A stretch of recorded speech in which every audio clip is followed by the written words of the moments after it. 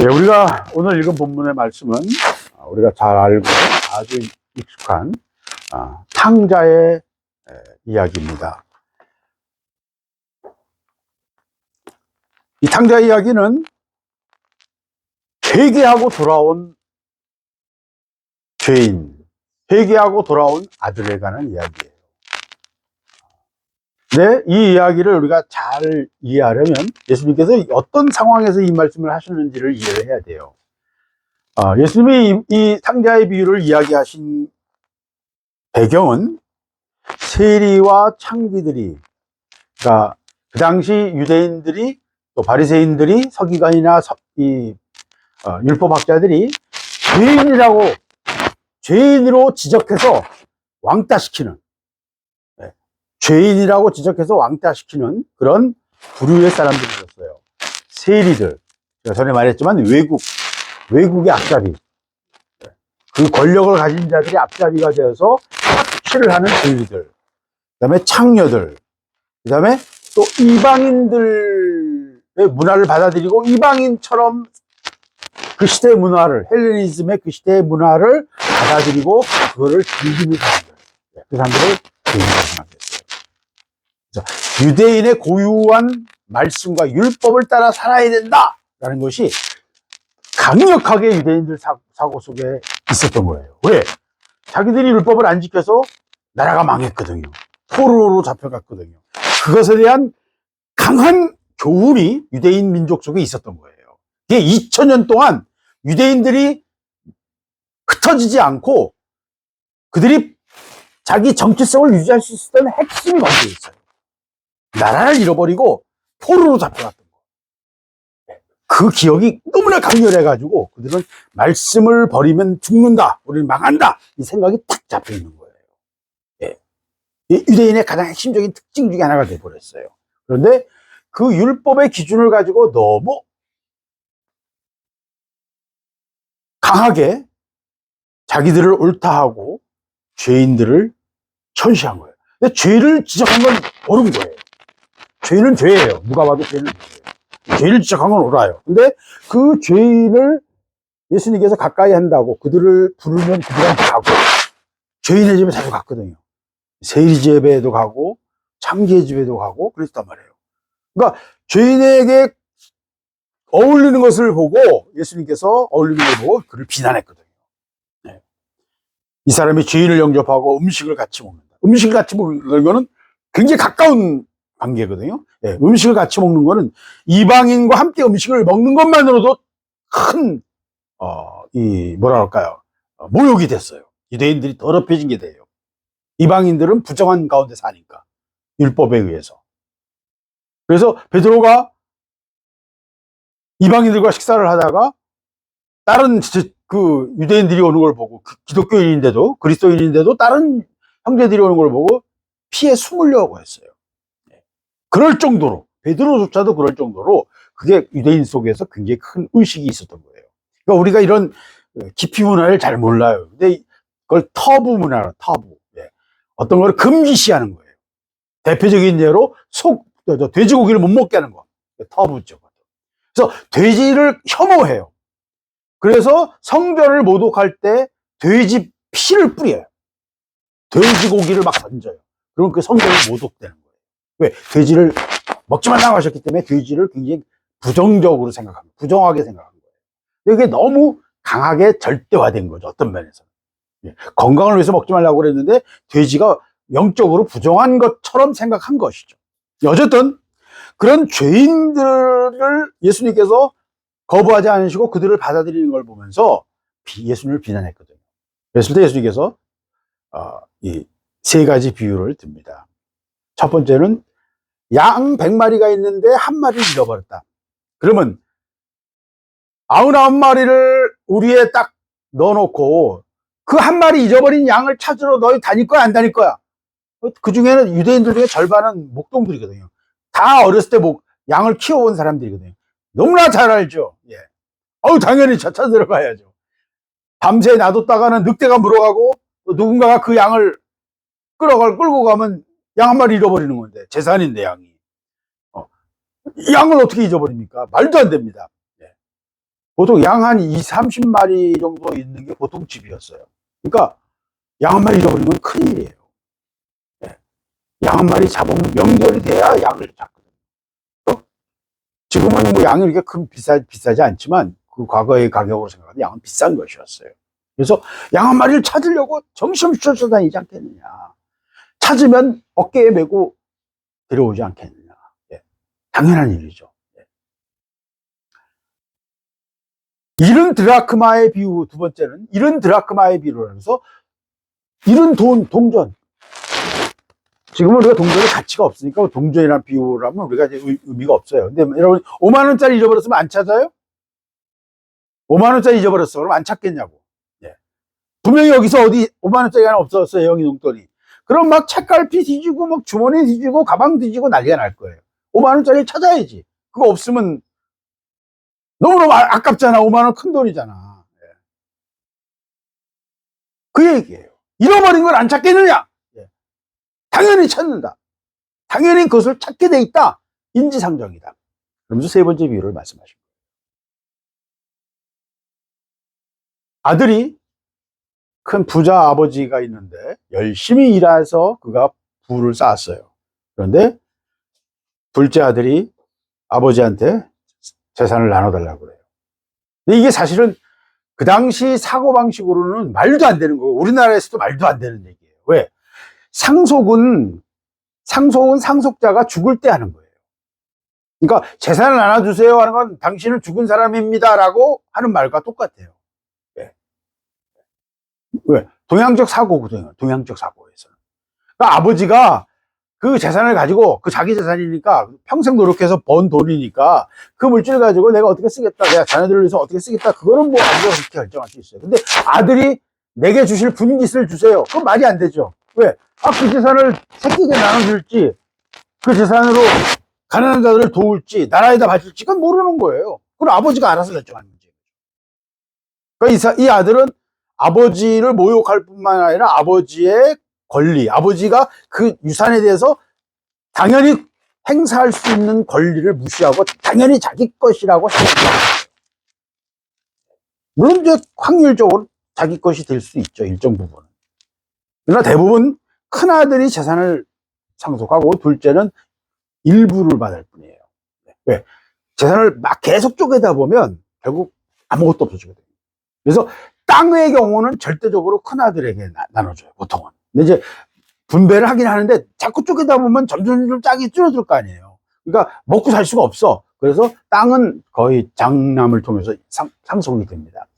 그래야 이제 그 어떤 가정이 유지가 되죠. 그 다른 아들들은 그래서 다시 개척을 하는 거예요. 다른 곳에 가서 개척을 하거나 이제 그러는 거죠. 이제 롯도 그래서 아버지가 일찍 돌아가셨기 때문에 유지할 게 없으니까 아브라함을 쫓아갔던 거예요. 삼촌을 쫓아갔던 거죠. 자, 그래서 이 아들이 아버지에게 살림을 달라고, 재산을 나눠달라고, 내가 받을 유산을 좀 나눠주세요 라고 이야기해서 아버지가 그 살림을 나눠서 두 아들에게 나눠줬습니다. 그 둘째 아들은 재산을 다 팔아가지고 돈으로 만들어서 먼 나라로 갔어. 왜 먼 나라를 갔을까요? 개척하려고 그럴 수도 있죠. 근데 돈을 많이 가졌으니까 당장 뭐 하고 싶어? 그 돈을 쓰고 싶잖아요. 근데 만약에 자기가 아는 사람들, 동네에서, 고향에서 만약에 그리고 아버지 재산 가지고 흥청망청 쓰면 사람들이 어떻게 해서 손가락질하겠지. 죄는요, 익명성을 지킵니다. 익명성. 사람들이 나를 알아보지 못하는 거죠. 우리가 익명성을 이용해 죄 가운데 있을 수 있어요. 그래서 마귀는요, 익명성을 이용합니다. 다른 사람이 나를 알아보지 못하니까 내 마음대로 할 수 있는 거예요. 알아보면 우리가 다 제한을 받죠. 그렇잖아요. 아는 사람들 앞에서 나쁜 말을 하거나 버릇없는 짓을 하거나 할 수 없잖아. 친구들끼리는 욕을 하고 막 그럴 수 있지만 우리 딸들은 물론 그렇지 않을 것 같은데 그건 모르지 뭐. 지들끼리 모이면 또 샹샹샹 할 수도 있지. 근데 중요한 거는 내가 뻔히 아는 사람들 앞에서, 어른들 앞에서 그렇게 하지는 않을 거라고. 왜? 익명성이 너무너무 중요한 거예요. 마귀가 그를 먼 나라로 가게 한 이유는 다른 사람들이 그를 알아보지 못하는 나라로 그가 편하게 살려는 거예요. 저 먼 나라로 가서 거기서 허랑방탕하여 그 재산을 다 낭비했다.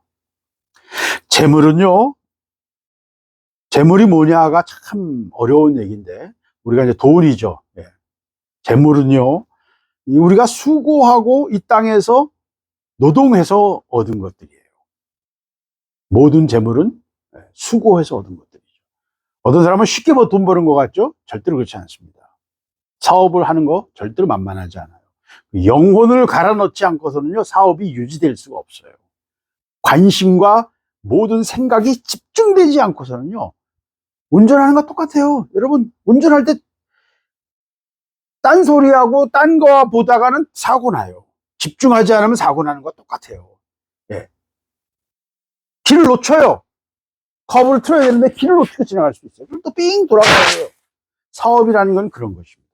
그렇기 때문에 모든 재물은요, 땀과 수고와 노동의 결과예요. 고귀한 것이에요. 이 시대는 불로소득을 바라고 일확천금을 바라는 시대예요. 왜? 그런 부자들이 너무 많으니까. 그렇게 돈을 버는 사람들이. 투기의 시대예요. 우리가, 여러분이 경제를 잘 모르기 때문에 그렇겠지만, 지금 전 세계 은행들, 특별히 스위스 은행이 여러 개가 망하기 직전이에요. 왜 그런 줄 아세요? 다 선물 옵션이라는 투기 때문에, 투기. 왜? 수익이 크거든요. 그래서 그 투기에 은행들이 개입했다가 엄청난 손해를 봤어요. 독일 은행이 세계에서 제일 튼튼했는데 도이체뱅크가 몇 년 전에 파산하기 직전까지 갔어요. 예. 나라에서 지원을 해서 살아남았어요. 왜 그런 줄 아세요? 투기에 또 관련돼 있어요. 선물 옵션에 관련돼 있어요. 선물 옵션이 지금 전 세계에 엄청나게 역사를 해요. 아빠 그거 너무나 잘하니까 저도 야, 이거 한 판 하면 평생 쓸 돈이 생길 텐데, 이제 그런 생각을 저도 가끔은 해요. 그래서 계산도 해보고요. 이걸 어떻게 하면 될까? 네, 머릿속으로 그런 생각을 합니다. 네, 그래서 석유가 들썩거릴 때마다 석유 선물을 좀 사놓으면, 저거 이렇게 해서 이렇게 설계를 합니다. 그래서 이렇게 하면 얼마를 벌 텐데, 근데 자금이 또 이만큼 필요하네. 나는 자금이 없어서 못하는 거죠. 근데 하면요, 1000배를 벌 수도 있어요. 왜? 선물 옵션이라는 게 그런 거예요. 1000배를 벌 수도 있어요. 내가 쓴 돈보다, 투자한 돈보다 1000배 이상을 벌 수도 있는 거예요. 그 사람들이 다 눈이 돌아가는 거예요. 근데 거기서 한번 손해를 볼 때는 1000배를 손해볼 수도 있어요.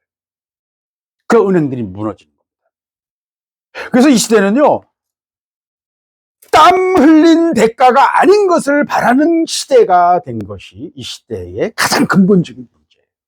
그래서 어떻게 하는 줄 아세요? 이 시대는 땡겨서 써요. 여러분, 카드로 쓰죠. 집도 다 땡겨서 사죠. 예, 빚의 시대예요. 빚의 시대예요. 근데 그 빚은 결국 내가 수고하고 노력해야만 갚을 수 있는 거예요. 빚을 장려하는 시대예요. 제가 카드 쓰지 말라는 말이 그것 때문입니다. 카드 때문에 여러분이 평생의 노예가 돼요. 목을 죄요. 숨을 못 쉬게 합니다. 근데 이 아들은 그 수고하고 노력해서 아버지가 벌어놓은 재산을 가지고 먼 나라로 가서 그 재산을 허랑방탕했다. 허랑방탕이라는 말은 건전한 사업을 하거나 건전하게 사는 게 아니라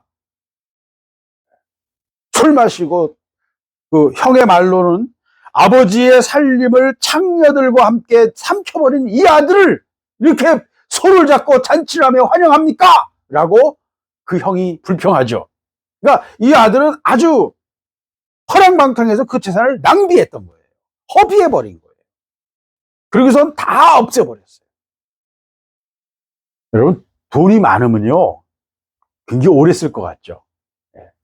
보통 로또를 받은 사람들이 얼마나 가나 보면요, 1, 2년이 많고 5년이에요. 근데 5년 이상 간 사람들은 평생을 가져가요. 왜? 관리가 된다는 거예요. 돈을 관리할 수 있다는 거예요.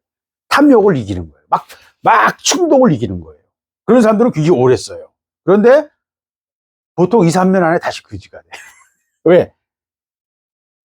10억, 20억 생기니까 100만 원, 200만 원 가고 벌벌벌 월급 받아서 2, 300 받아서 벌벌벌 떨며 살던 사람이 10억이라니까 돈이 끝없는 것 같잖아요. 근데 10억이 2, 3년이 안 갑니다. 예, 원래 그래요. 돈이라는 게 그런 겁니다. 예, 100만 원이요. 100만 원이 없어지는 거는요. 1,000원짜리, 100원짜리를 어떻게 쓰냐 해서 100만 원이 날아가고요.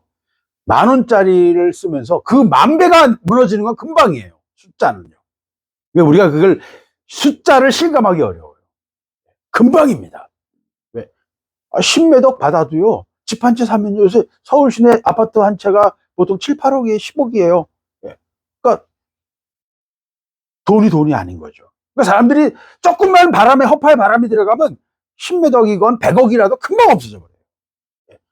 금방 없어집니다. 우리는 이제 너무 거리가 먼 얘기라서 우리 감각이 없죠. 그런 거에 대해서. 그러나 재산을 다 날려먹었어요. 다 없앤 후 그 나라에 크게 흉년이 들어서 그가 비로소 공핍한지라. 이 표현을 보세요. 다 없앴다.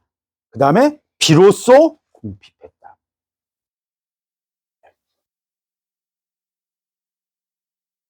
아버지께 돌아오는 것은요. 돈이 많을 때는 돌아오지 않습니다. 왜? 아직 하고 싶은 게 너무 많고요. 그 돈 쓸 돈이 있거든요. 하나님께 돌아오는 사람들은요, 대부분 의지할 거 없어지고요. 자기가 뭔가 할 수 있는 게 없어질 때 돌아옵니다. 왜? 방법이 없거든. 병들고 가난하고 고통받을 때 아버지께 천부여 의지 없어 손 들고 돕니다. 그래서요, 여러분 젊어서 깨닫는다는 게 얼마나 귀한 건지 여러분 아셔야 돼요. 대부분 지를 빼고 나서 와요. 이 아들처럼. 궁핍해져야 돌이킨다는 거예요. 궁핍해졌지만 가오가 있잖아. 아버지한테 돈 달라고 그러고 사업하겠다고 그러고 외국을 나갔는데 먼 나라로 갔는데 다 허랑방탕했어요. 처음부터 내가 이 돈을 다 허랑방탕해야지 그렇게는 안 했을 거라고 봐요. 뭔가 사업을 하려고 했겠죠. 그러나 부어라 마셔라 친구들 돈이 있으면 막 쓰면 이제 사람들이 달라붙거든요. 예. 야, 또 뭐 좋은 게 뭐가 있다. 뭐가 있다. 보러 가자. 뭐 먹으러 가자. 뭐가 맛있다. 뭐가 좋다. 예, 그런 게 친구들이 붙어요. 예. 돈이 있을 때는요. 돈이 없으면 또 싹 빠져나갑니다.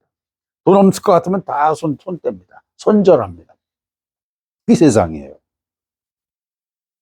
결국 궁핍해지니까 그 나라 백성 중에 한 사람에게 붙여 샀다. 붙여 살았다. 붙여 살았다는 말은 그 사람의 노비가 됐다는 얘기예요. 쉽게 말하면. 예. 일꾼이 됐다는 거예요. 품꾼이 됐다는 거예요. 근데 흉년이 들고 먹을 게 없고 하니까 사람값이 없는 거예요. 그래서 그가 그를 들러보내어 돼지를 치게 했다. 돼지를 치게 했다는 거는요, 유대인의 관점에서는 가장 비참한 상태예요. 왜? 돼지는 부정한 거잖아요. 이방인에게 불임을 당하는 것도 유대인들은 아주 자존심 상해합니다. 유대인들은 자기들끼리 사업을 해요. 자기들끼리 교역을 하고요. 이방인들하고 잘 안 하려고 그래요.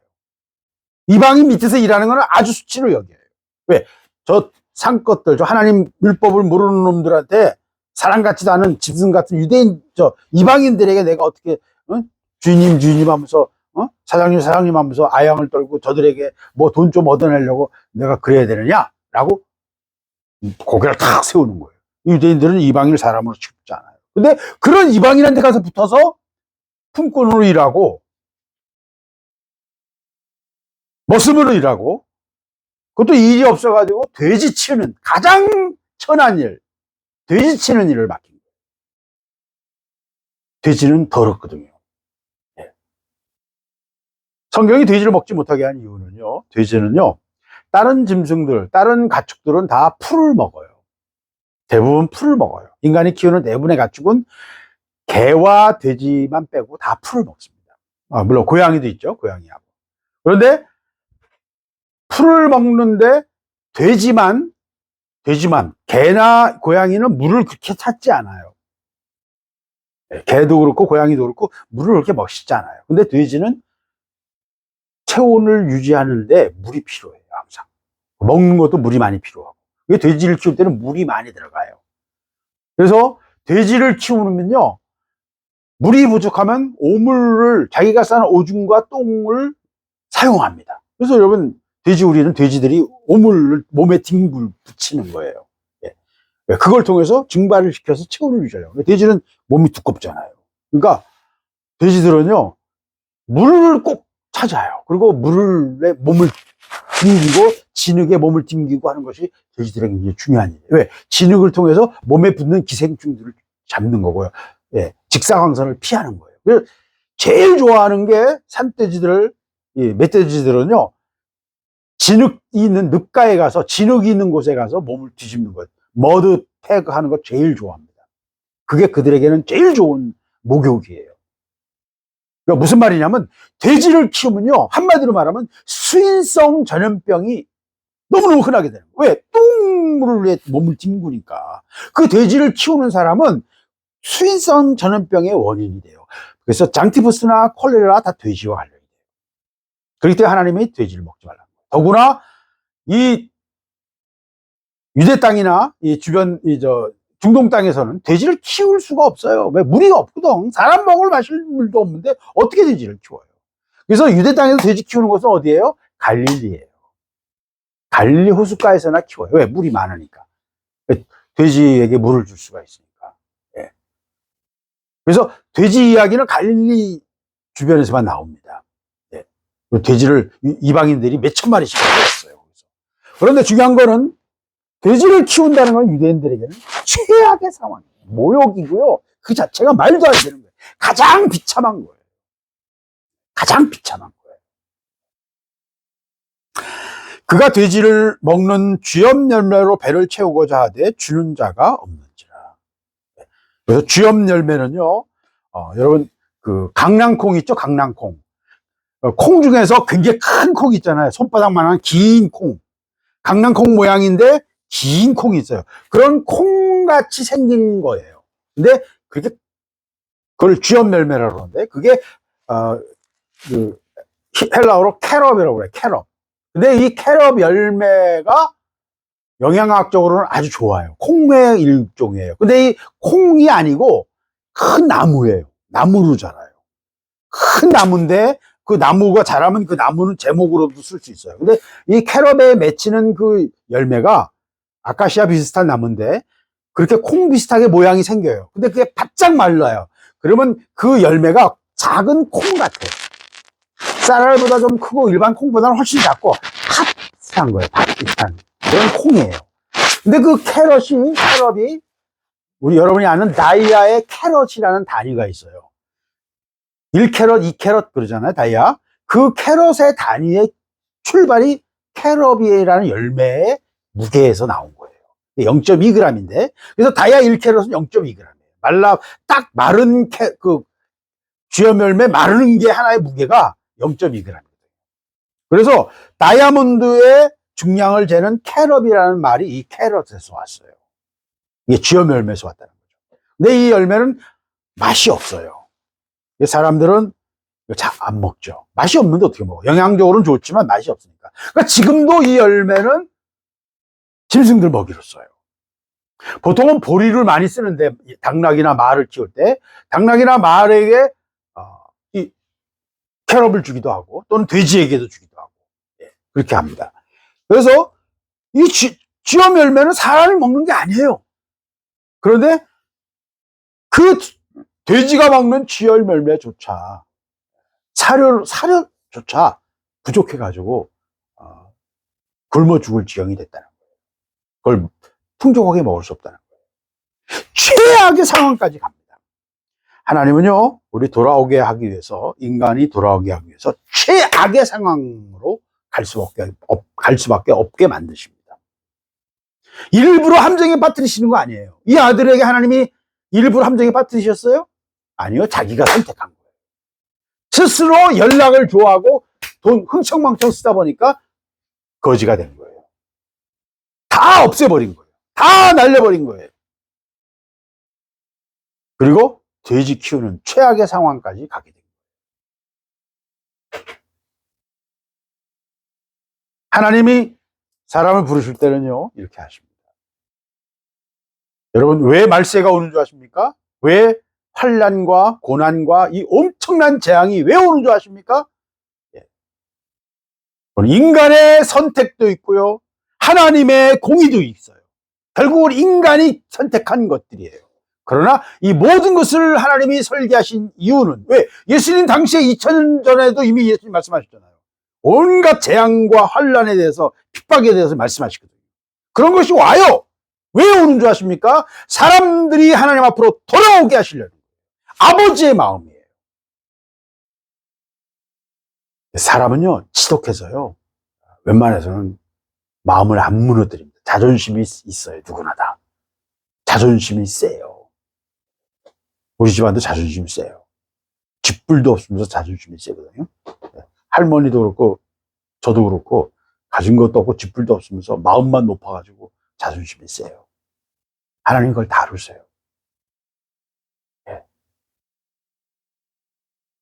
외가도 마찬가지고요. 할아버지도 굉장히 대단한 분이에요. 그러니까 자기 의가 너무나 분명하고 자기 생각이 너무나 분명하기 때문에 다른 판단하기가 하나님 앞에 손들고 하나님 앞에 항복하는 게 너무 어려운 거예요. 왜? 그건 그렇게 살아오셨거든요.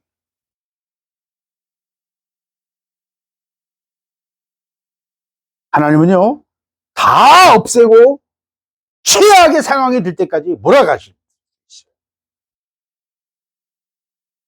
그러니까 빨리 손들고 나오는 게 사실은 행복이에요. 젊어서 주님을 만나고 진리를 알게 된다는 것처럼 은혜가 큰 게 없어요. 쥐업 열매로도 배를 불리지 못하고 굶어 죽게 되니까 어떻게 돼요? 내가 집으로 돌아가야겠구나 라는 생각을 하게 돼요. 사람이요 낮아지고요 고통 속에 들어갈 때 결핍과 고난과 환난과 연단이 우리의 영혼을 정결하게 하고 아버지께로 돌아오게 만드는 하나님의 무대장치예요. 은을 정련하듯이 내가 너희를 정련하겠다라고 말씀하십니다. 그래서요 우리에게 필요한 것은 한국은행을 믿지 말고요. 한국은행권을 믿지 말고요. 돈을 믿지 마세요. 돈은 땀 흘려 노력해서 하나님 축복하시면 또 복을 주셔서 풍족하게 살 수도 있어요. 예. 그러나 돈을 믿는 자에게는 돈으로 망합니다. 내가 의뢰하는 그것 때문에 내가 망합니다. 하나님의 앞에 합격되려면요 돈을 의지하지 않고 세상을 의지하지 않고 어떤 것도 의지하지 않는 자예요. 그거를 이 쥐업 열매 먹어가면서 배울 수도 있고요 말씀을 통해서 깨달아서 배울 수 있어요. 여러분 어떤 걸 원하시겠어요? 중요한 거는 그런 것을 통해서라도 쥐업 열매를 먹는 고난의 극단까지 가서라도 돌이킬 수 있으면 행복한 거예요. 왜? 수많은 사람들은 돌이키지 못하고 미혹으로 죽어가기 때문에. 이게 우리 앞에서 일어나는 일이에요. 17절 이에 스스로 돌이켜 이르되 내 아버지에게는 양식이 풍족한 품꾼이 얼마나 많은가. 나는 여기서 쥐업 열매도 없어서 굶어 죽겠구나. 고통은 인생을 바꾸고요 생각을 바꿉니다. 극심한 가난은 사람들로 하여금 물질에 집착하게 할 수도 있고 가난을 통해서 사람들이 자유해지기도 해요. 노숙자들 세계에 들어가 보면요 노숙자들을 돕는 사람들이 누군 줄 아세요? 70%가 노숙자예요. 70%가. 우리가 생각할 때는 노숙자들을 밥 먹이는 사람들이 그 사람들을 살리는 것 같죠? 아니요. 70%가 노숙자들도 일을 조금 하거든요. 뭔가 일을 해요. 알바자리나 뭐 일자리가 생기면 더 없으면 자기들도 일해요. 그런데 해서 뭔가 해서 돈을 좀 벌잖아요. 뭐 책도 팔고 하잖아. 노숙자 책도 팔고 노숙자 재활에 관한 책도 팔고 그래요. 뭐 잡지 같은 것도 팔고 하여튼 뭐 여러 가지 방법으로 돈을 조금 벌어요. 근데 그 돈을 벌어서 뭐 음식을 사오면 같이 굶고 있는 옆에 사람과 같이 나눠요. 노숙자들을 돕는 사람들은 돕는 물질과 음식과 이런 것들을 계산해 보면 사회학자들이 이걸 또 하거든요. 70%가 노숙자들 자신들에게서 나와요. 가난한 자가 가난한 자를 돕습니다.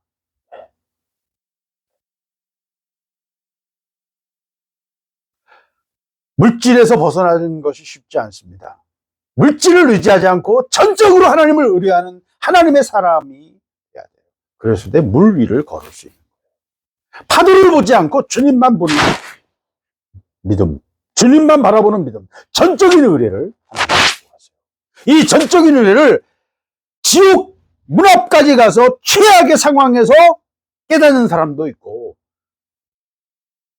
먼저 말씀을 통해서 깨닫습니다. 중요한 거는 깨닫는 게 아니에요.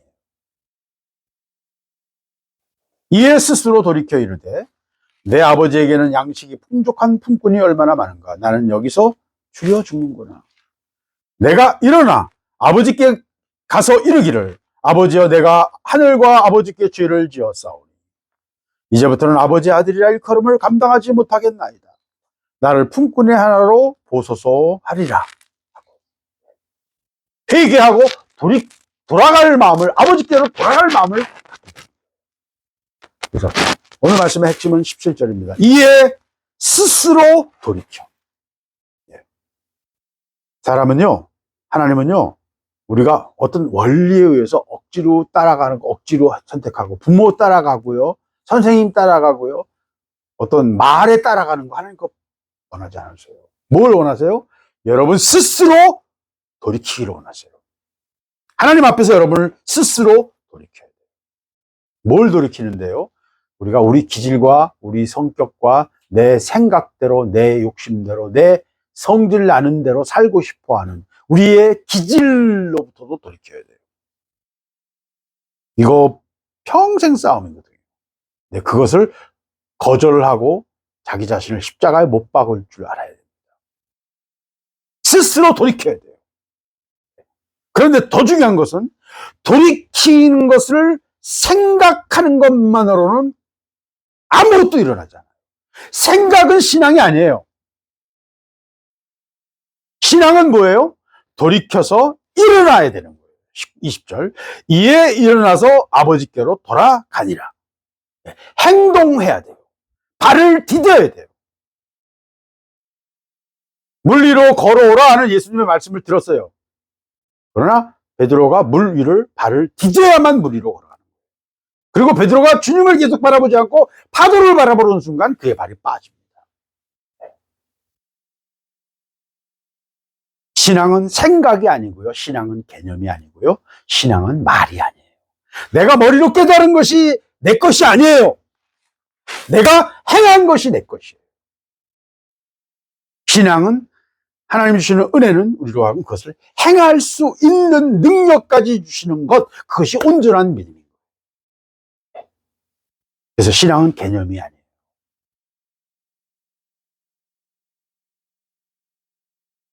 골프를 치는데 골프 선생들 많잖아요.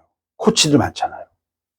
골프 코치들은 딱 보면 자세를 알아요. 아, 네가 여기다 더 힘을 덜 주는구나, 더 주는구나. 그러니까 공이 이렇게 돌아가지. 테니스도 마찬가지예요. 테니스도 자세거든요. 볼링도 자세거든요. 자세가 틀어지면 어깨가 좀 이게 숙여지거나 걷는 것만 보면 이 사람이 스트라이크인지 아닌지 안다고요. 뒤에서 보면. 많이 치다 보면 그걸 알게 돼요. 근데 중요한 거는 그걸 안다고 내가 잘 치는 게 아니에요. 머리로 보는 거 하고. 그러면 코치들이 다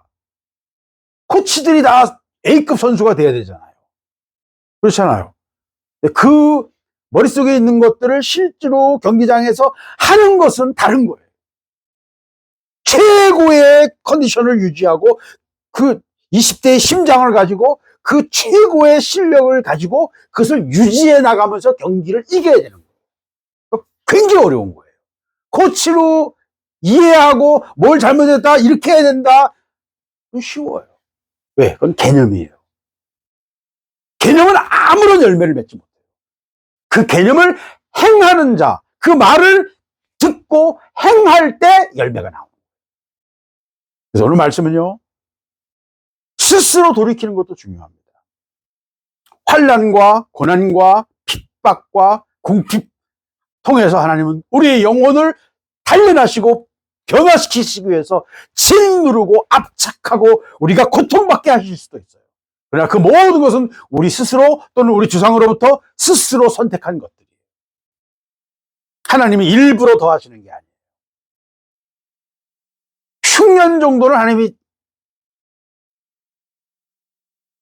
배경 음악 정도로 배경을 위해서 더 가혹한 상황을 만들기 위해서 흉년 정도는 만드실 수 있어요. 그러나 선택은 자기 스스로 한 거예요. 아버지께 재산 달라는 건 자기가 한 거고, 먼 나라로 간 것도 자기가 한 거고, 허랑방탕한 것도 자기가 결정한 거예요. 모든 결정은 자기 스스로 한 거예요. 잘 생각해 보세요. 여러분의 모든 삶은요, 여러분 스스로 결정하는 것입니다. 그래서 스스로 돌이켜야 돼요. 그리고 일어나야 돼요.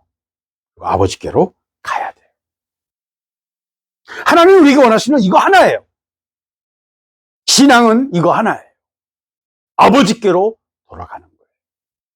아버지께로 돌아가는 거예요. 그런데 아버지는 그 아들을 기다렸거든요. 그래서 아직 거리가 더 먼데도 아버지가 멀리서도 그 아들을 보고, 왜? 벌써 아버지는 아들이 다 망했다는 소문도 듣고 다 알고 있어요. 그래서 얘가 이제 배고프면 오겠지 이러고 기다리고 있는 거예요. 근데 그 아들이 자기 재산을 다 팔아먹고, 다 허랑방탕 술 마시고 띵까 하다가 클럽에다가 뭐 명품에다가 띵까 하다가 다 날려먹은 아들인데도 그 아들이 그 처참한 모습, 돼지 키우면서 그 엉망진창인 모습을 보면서 측은히 여겨. 먹지도 못하고 얼굴은 빼쩍 마르고 피골이 상접한 모습이니 아버지가 그 모습을 보고 측은히 여겼다. 그리고 달려가서 목을 안고 입을 맞췄다. 이 아버지의 마음. 강아지도 우리는 특별하게 대하잖아요. 아버지의 마음. 우리는 하나님과의 특별한 관계에 있는 거예요. 아버지께 돌아오기를, 아담의 때 이미 방향을 틀어서 다른 길로 간 인간을 아버지께 돌아오기를 하나님은 우리에게 원하고 기다리고 계십니다. 이 모든 삶의 고난은요, 아버지께로 돌아오게 하기 위한 하나님의 무대장치입니다. 다 없앤 후 궁핍하니까, 최악의 상황이 되니까 스스로 돌이키게 되는 거예요. 스스로 돌이키는 거예요. 신앙은, 성경은 하나만 얘기해요. 천지를 만드신 아버지, 그리고 전적인 그분에게 의뢰하라. 그분 앞에 서라. 아버지 앞에 서라. 아버지 앞에서의 삶. 그게 신앙인 거예요. 그게 경건인 거예요.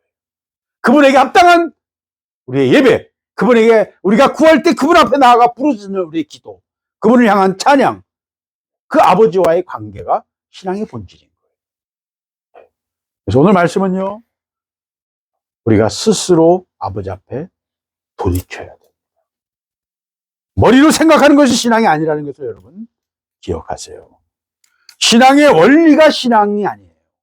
신앙은 그 말씀을 따라 내가 일어나서 행하는 것, 말씀대로 행하는 것. 내 말을 듣고 행치 않는 자는 모래 위에 집을 지은 것이요, 내 말을 듣고 행하는 자는 반석 위에 집을 지은 것과 같다. 예수님 말씀하시죠.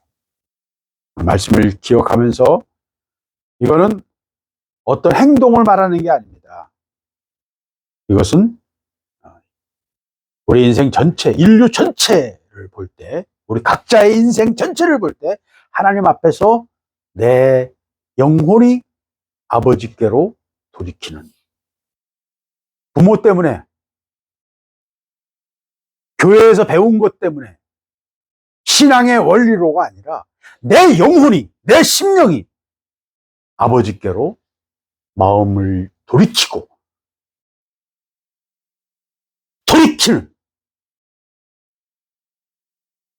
방향을 바꾸는, 마음의 자세가 바뀌는 것, 하나님은 그것을 원하신다는 거예요. 그걸 기다리고 계신 거예요. 우리가 그 주님을 향해 나가게 되면요, 주님은 달려나와 우리를 측은히 여기시고 우리를 맞아주시고 포옹하고 키스해 주실 것입니다. 그 하나님, 그 아버지를 향해서 우리가 나아갈 수 있기를 바랍니다. 아버지께 나아가야 돼요. 그래서 아버지께 가는 길을 뭐라고 표현해요? 성화, 영화라고 표현하는 것입니다. 왜? 아버지는 거룩한 분이기 때문에요. 그분 앞에 나가서 그분과 키스하고 그분 앞에 서려면요, 우리가 정결해져야 돼요. 거룩해져야 돼요.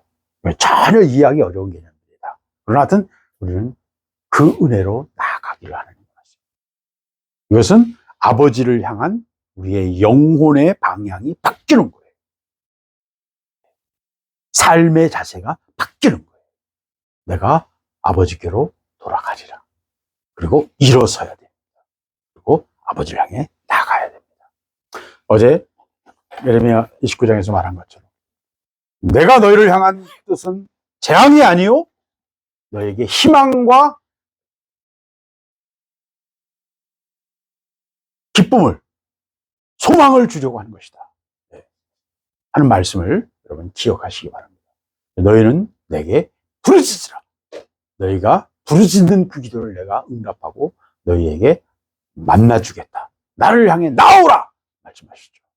오늘 말씀을 기억하시면서 주님을 향해 돌이킬 수 있는 우리 인생 전체가, 우리의 영혼이, 멀리가 아니라 생각이 아니라 내 영혼이 주를 향해 나아갈 수 있기를,